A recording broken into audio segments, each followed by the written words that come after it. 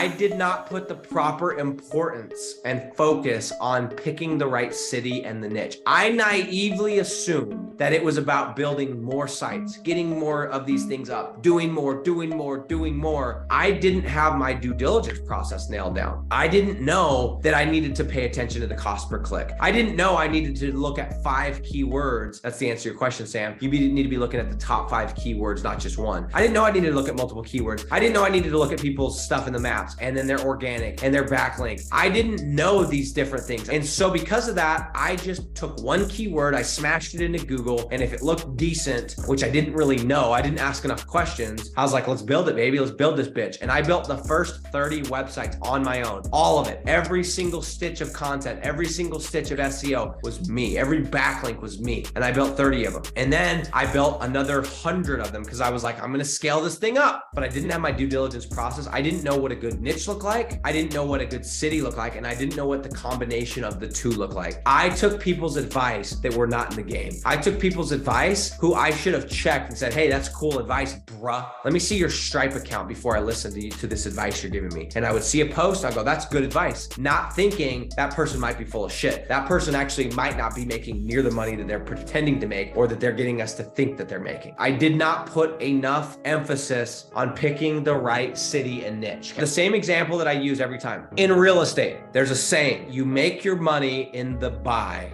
not the sell. Everybody thinks that you just go buy a house and then you sell it for some crazy amount, you make money. But actually, the key is you make your money when you buy the house. Let's just use a house. And I've used this before, so it's redundant.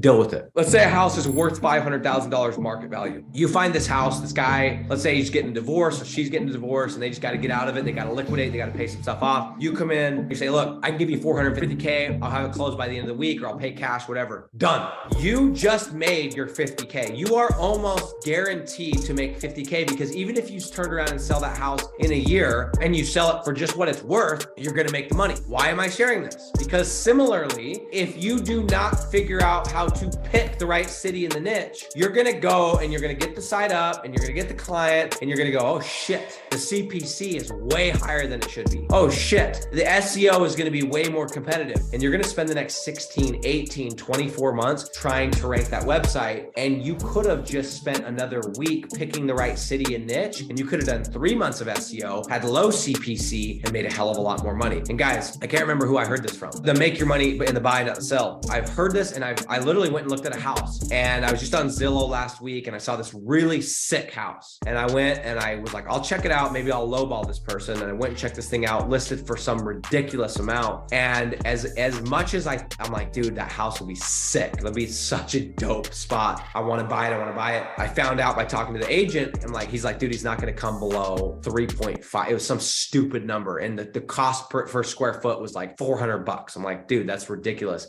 You serious?